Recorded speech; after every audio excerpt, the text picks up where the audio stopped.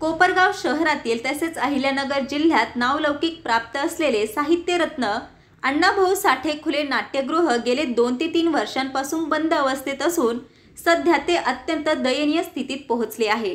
या ठिकाणी धूळ, गवत, मोडकळीस आलेली भिंत आणि निष्क्रिय वातावरणामुळे सांस्कृतिक उपक्रम पूर्णपणे ठप्प झाले आहेत। याच पार्श्वभूमीवर शुक्रवार दिनांक 1 ऑगस्ट 2025 रोजी अण्णाभाऊ साठे यांच्या जयंतीनिमित्त युवा नेते विवेक भैया कोल्हे यांनी समाज बांधवांसह नाट्यगृहाची पाहणी केली। यावेळी त्यांनी नाट्यगृहाची दुर्दशा पाहून खेद व्यक्त करत स्थानिक लोकप्रतिनिधी आणि नगर परिषदेच्या मुख्याधिकाऱ्यांचा तीव्र शब्दात निषेध व्यक्त केला। सांस्कृतिक वारसा जपणाऱ्या या नाट्यगृहाची अशी अवस्था दुर्दैवी आहे। निधी मंजूर असूनही कोणतीही कामे झाली नाहीत। यामुळे प्रशासनाची आणि लोकप्रतिनिधींची जबाबदारी ठरते, असे वक्तव्य विवेक कोल्हे यांनी केले। गेल्या काही वर्षांपासून हे नाट्यगृह बंद असून ते पुन्हा कार्यान्वित व्हावे यासाठी अनेकदा आंदोलने आणि मागण्या झाल्या आहेत। मात्र अद्याप कोणतीही ठोस कारवाई न झाल्याने नागरिकांमध्ये संतापाचे वातावरण आहे। साहित्यरत्न अण्णाभाऊ साठे यांचे नाव असलेल्या या नाट्यगृहाची अशी उपेक्षा होत असल्याने हे केवळ सांस्कृतिक दृष्ट्या नव्हे तर सामाजिक दृष्ट्याही अपमानास्पद आहे, अशी भावना अनेक नागरिकांनी व्यक्त केली। आज लोकशाहीर साहित्यरत्न अण्णाभाऊ साठे यांची 105वी जयंती संबंध जगभरात अतिशय उत्साहामध्ये त्या ठिकाणी साजरी होत आहे। आपल्या तालुक्यात देखील वेगवेगळे सामाजिक उपक्रम घेऊन अन्नदान असतील, सुजलजी चंदनशिवचं रक्तदान शिबिर असतील, फकीरा चंदनशिवचं अन्नदान असतील, संदीप निर्भवणे असतील, किंबहुना सगळेच उपस्थित असलेले या सगळ्याच समाज बांधवांनी चांगल्या पद्धतीने सामाजिक उपक्रम घेऊन ही जयंती साजरी करत आहे। परंतु अतिशय खेदाची बाब आहे की हा आपल्या कोपरगाव नगर परिषदेमध्ये जे काय अहिल्यानगर जिल्ह्यामध्ये नावलौकिक असलेलं हे साहित्यरत्न अण्णाभाऊ साठे खुलं नाट्यगृह आहे, त्याची अतिशय दयनीय अवस्था ही आज या ठिकाणी झालेली आहे। आणि म्हणून लोकप्रतिनिधींनी मागच्या आठवड्यात आव्हान केलं होतं की कामं चांगल्या दर्जाचे व्हावे याकरता नागरिकांची देखील जबाबदारी आहे। त्या आव्हानाला आम्ही प्रतिसाद म्हणून नागरिक म्हणून खरं तर आज या ठिकाणी आलेलो आहे। पण आज इथली दुर्दशा बघता अतिशय वाईट वाटतं की ज्या खुल्या नाट्यगृहामध्ये अशोक सराफ असतील, लक्ष्मीकांत बेर्डे असतील, दादा कोंडके असतील, यांनी हे गाजवलं। कोपरगावची नाटक संस्कृती टिकून ठेवणारे अनेक कलाकार या ठिकाणी कार्यरत होते आणि दुर्दैवाने त्याची आज अशी अवस्था आहे। माजी आमदार कोल्हेताई यांच्या काळामध्ये इरिगेशनच्या जागेवर बंदिस्त नाट्यगृह 8 कोटी रुपये आपण त्या ठिकाणी मंजूर करून आणले। त्याचे 2 कोटी रुपये वर्ग झाले होते, परंतु ते 2 कोटी रुपये इतरत्र वळून एक मोठं पाप या ठिकाणी लोकप्रतिनिधींनी त्यावेळेस केलेलं आहे। दुसऱ्या कामांसाठी ते निधी वळवला गेला। त्याच्यानंतर अनेक आंदोलनं ह्या काम होण्याकरता झाले।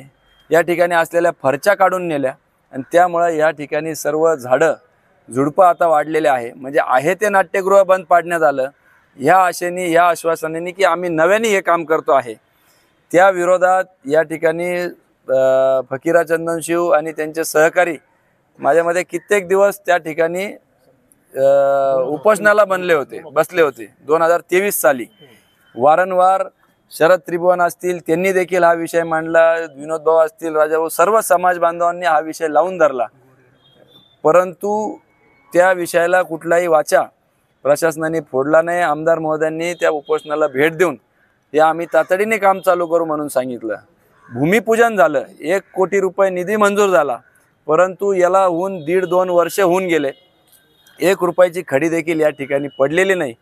आणि दुर्दैवाने जेव्हा आम्ही माहिती घेतली त्यावेळेस ते सदरील कॉन्ट्रॅक्ट कुठल्या तरी त्यांच्या सुयासहायकाच्या बगल बच्चनला दिले गेले अशी आम्हाला माहिती मिळाली। आणि स्वतः आमदार महोदयांनी 1-2 वर्षापूर्वी नारळ फोडून देखील जर 1 खडा देखील इथं पडलेला नाही आहे, तर आज ह्या जयंतीनिमित्ताने महामानवाचा आम्ही निषेध करतो। खरं तर अनेक गोरगरिबांचे लग्न या ठिकाणी होत होते, अनेक सांस्कृतिक कार्यक्रम, नगरपालिकेच्या शाळांचा गॅदरिंग या ठिकाणी व्हायचा एक मोठा वारसा या खुल्या नाट्यगृहाला होता। बंदिस्त नाट्यगृहाचे देखील पैसे वळवले, खुल्या नाट्यगृहाचं देखील भूमिपूजन करूनही 2 वर्षात काम चालू केलं नाही। मी या निमित्ताने आमदारांनी जे काय आवाहन केलं होतं की तुम्ही नागरिकांची देखील जबाबदारी आहे. म्हणून एक जबाबदार नागरिक म्हणून आज इथं भेट द्यायला आलो की ज्या लोकप्रतिनिधींनी आमदार आशुतोष काळेंनी इथं भूमिपूजन करून 2 वर्ष झालेले आहे आणि अद्याप एक खडाही पडलेला नाही आहे, अशा महामानवाच्या या महान कार्याला दुर्लक्षित करून एक प्रकारे त्यांचा अवमान हे लोकप्रतिनिधी करताय. त्यांनी जाहीर माफी या जनतेची समस्त समाज बांधवांची मागावी अशी मी या निमित्ताने मागणी करतो, विनंती करतो. धन्यवाद. आज लोकशाहीर अण्णाभाऊ साठे यांच्या 105वी जयंतीनिमित्त मी प्रथमतः समस्त कोपरगावकरांना खूप खूप शुभेच्छा व्यक्त करतो. तसंच आज या ठिकाणी फुले नाट्यगृहाची जी काही दुरावस्था आहे, म्हणजे लोकशाहीर अण्णाभाऊ साठे फुले नाट्यगृह अर्थात 2 ते 3 वर्षापूर्वी सन्माननीय कोपरगावच्या प्रथम महिला आमदार स्नेहलताताई यांनी जो निधी आणला होता, त्या निधीच्या अनुषंगाने खरं तर हे बंदिस्त नाट्यगृह म्हणजे वातानुकूलित आणि अद्ययावत खुले नाट्यगृह व्हायला हवं होतं.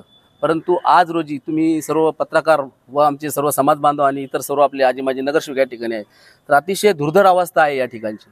मी भैयासाहेबांना सांगितलं की सर्वात शेवटचं नाटक ऑल दी बेस्ट नाटक या ठिकाणी झालं, जे नगर परिषदेच्या वतीने आम्ही माझी पत्नी सुरेखा विनोद राक्षी या नगराध्यक्ष असताना झालं. सन्मान्य बिपिन दादा व मान्य कोले साहेब या ठिकाणी येऊन त्या नाटकाचा त्यांनी आनंद घेतला आणि त्या ठिकाणी नामांकित कलाकार आदिनाथ कोठारे, मयुरेश पेम, वैभव तत्वादी आणि मनवा नाईक यांचं ते नाटक होतं. परंतु या नाटकाला भरभरून प्रतिसाद त्यावेळेस मिळाला होता, मला चांगलं आठवतं. आणि त्यावेळी अशा पद्धतीने साहेबांनीच आवाज उठवला आणि दादा पण म्हटले की हे जे खुले नाट्यगृह हे बंदिस्त व्हायला हवं. आणि तिथूनच खरेदी चळवळ चालू झाली आणि पैसे आणणं, निधी आणणं, फॉलोअप घेणं हे चाललं. अनेक फरकेरा चंदनशिव, शरद त्रिभुवन, रवी शलार, संदीप निर्भोणे आणि जाधवपासून तर आमचे राजाभाऊ सर्वांनी या ठिकाणी आंदोलनं केली. परंतु सध्याचे म्हणजे विद्यमान आमदार साहेब यांनी मला एक खेद वाटतो की यांनी या ठिकाणी येऊन नक्कीच या ठिकाणी त्यांनी जसं आता आवाहन केलं व भैयासाहेबांनी पण म्हटलं की लोकांच्या काही समस्या असतील आणि जर काम दर्जेदार होत नसेल तर त्यांनी तिथं लक्ष घालून ते काम केलं पाहिजे. परंतु ज्या कामाचं भूमिपूजन केलं, ज्या कामाचं तुम्ही कुदळ मारले, आता ह्या कामाला त्या ठिकाणी फरच्या काढून नेल्यानंतर इतकं वेगळ्या आणि विचित्र पद्धतीने किडे बघा किती उडत आहे आणि आज इतकी दुर्धर अवस्था करून टाकली आहे. 3 वर्षानंतर अगदी या ठिकाणी ते आमच्या या नाट्यगृहाला न्याय तर नाही मिळाला, कोपरगाव शहराच्या वैभवात भर तर नाही पडली, परंतु आणि अतिशय दुर्धर करून सोडले आणि अतिशय गचाळे दिसत आहे. मी मग 3,500 कोटीचा जो विकास म्हणताय तर तो विकास कुठं दिसतोय? आज नुसतं फ्लेक्सवर मी मान्य करतो, चला तुम्ही मंत्रिपद मिळेल, तुम्हाला शुभेच्छा आहे. परंतु जर तुम्ही समाजाची अशी जर वल्गना करत असाल, असा हेळसंडपणा करत असाल तर नक्कीच मी या ठिकाणी त्यांचा जाहीर निषेध करतो. आणि समाजाच्या वतीने आज मी पुन्हा एकदा सांगू इच्छितो, माननीय मुख्याधिकारी साहेब, आज मुख्याधिकारी साहेबांनी जयंतीच्या दिवशी तटस्थपणे उभं राहिलं पाहिजे, त्यांचे प्रतिनिधी असायला हवे. फक्त रात्री येऊन त्यांनी दिवाबत्ती लावायचे, फटाके फोडायचे आणि मुख्याधिकारी असेल व त्यांच्या प्रशासकावर वचक का नाही? आमच्या नगर परिषदेचे, आमचेच आरोग्याचे, आमचे झाडू कामगार, आमचे तरुण मित्र माझे उपस्थित राहतात. मी जाहीर निषेध करतो तुमचा. नगर परिषद अभिवादन करायला तुम्ही जयंतीच्या निमित्ताने अभिवादन करायला आले पाहिजे. आम्ही 10 वाजे म्हणजे 8-8:30 वाजेपासून समस्त समाज बांधव तिथं ताटकळत उभा राहतो आणि तुम्ही येत नाही. अशा लोकांना तोंडाला काळे नाही भासरायचं तर मग काय करता आम्ही? आणि सगळ्यात महत्त्वाचं म्हणजे तुम्हाला जर समाजाची लाज वाटत असेल, तुम्हाला या ठिकाणी जर तुम्हाला थोडं लज्जा उत्पन्न होत असेल तर माझे समस्त ज्युनियर प्रतिनिधी, माझे तरुण प्रतिनिधी ते बोलणार नाही, कारण मवाळ समाज म्हणून आम्हाला पाहिलं जातं. परंतु ते बघा, जर इतरत्र कुठं जरी काही जर थोडा जरी काही खडा पडला नाही किंवा काही गोष्ट झाली तर त्या ठिकाणी उद्रेक होतो आणि तुम्हाला जशाच तसं उत्तर मिळतं. परंतु आमचे समाज बांधव हे सगळे मवाळ आहे, फक्त शब्दाला खांदार आठवला तरी शांत होतात. परंतु एक गोष्ट खेदाची आहे की आजच्या या कार्यक्रमाला मुख्याधिकारी साहेबने आले, मी त्यांचा जाहीर निषेध करतो. ते कुठं गेले? ते रेग्युलर सुट्ट्या पाहून गेले असेल. माझे चांगले मित्रत्वाचे संबंध आहे, परंतु या ठिकाणी साहेब तुमचा जाहीर निषेध मी या ठिकाणी करतो. आणि माननीय आमदार साहेब, तुम्ही बारीक गोष्टीवर जर लक्ष ठेवत असाल आणि तुम्ही या नाट्यगृहाचा तुम्ही शहराच्या वैभवामध्ये भरपूर भर टाकायचं काम करताय. अहो, हे खुले नाट्यगृह जर गचाळ राहिलं तर काय आपलं शहराचं वैभव होणार आहे किंवा काय विकास कामं तुम्ही करताय? या 3,500 कोटीचा तुम्ही देखील आम्हाला हिशोब द्या. आणि मी नक्कीच या ठिकाणी जाहीर निषेध करतो. मी अजून एक सांगतो भैयासाहेब, मी आम्हाला चांगलं आठवतं ज्यावेळेस शालेय नाट्य स्पर्धा व शालेय सांस्कृतिक कार्यक्रम या ठिकाणी झाले, त्या ठिकाणी आदरणीय स्नेहलताताई ज्यावेळेस महिला बचत गटाचं काम करत होत्या, आदरणीय बिपिन दादा युवकांचं नेतृत्व करत होते, त्या ठिकाणी ईशान दादा शालेय शिक्षण घेत असताना वैभयांचे छोटे बंधू त्यांनी देखील काठीनं घोंगडं घेऊ द्या किर मला बी जत्रेला येऊ द्या किर या गाण्यावर त्यांनी या ठिकाणी कला सादर केलेली आहे. असं हे नाट्यगृह आहे आणि अनेक कलावंत, मान्यवर कलावंत, मी कौशल्याबाई कोपरगावकरांचं देखील नाव घेतो या ठिकाणी. त्यांचा इतिहास जर तुम्ही तपासला तर कोपरगावच नव्हे तर महाराष्ट्रातली सर्वप्रथम महिला आहे. तुम्ही नीट बघा, पुस्तक चाळा, त्यामध्ये सर्वात महत्त्वाची कौशल्याबाई कोपरगावकर ही वगनाट्यकार, नाट्यकलाकार, तमाशावंत ही महिला होती. आणि आदरणीय स्नेहलताताईंनी मागच्याच काही दिवसापूर्वी आपली शांताबाई लोंढे ही म्हणजे तमाशामध्ये अतिशय अग्रगण्य नाच करणारी, ती अतिशय चांगल्या अवस्थेत आज आपल्या ओल्ड एज होममध्ये, वृद्धाश्रममध्ये ती आहे. आणि यासाठी प्रत्येक सणाला, दसऱ्याला माननीय आमदारताई त्या ठिकाणी जाऊन तिची भेट घेते, ही सर्वात औत्सुक्याची गोष्ट आहे. तेव्हा मी आज या गोष्टी या दिवशी, जयंती दिवशी एवढं बोलायला नको आहे, परंतु ही अवस्था पाहून नक्कीच रक्त खवळल्याशिवाय राहत नाही. आणि माननीय मुख्याधिकाऱ्यांना परत मी आवाहन करतो, त्यांनी येऊन नाट्यगृह बघावं आणि आमदार साहेब तुम्ही देखील बघावं आणि तुमच्या 3.5 कोटीच्या त्या हिशोबात हा हिशोब तुम्ही आम्हाला मांडावा, दाखवा आणि तो दिसल तर आम्ही तुमची धन्यता मानतो. जय हिंद, जय महाराष्ट्र.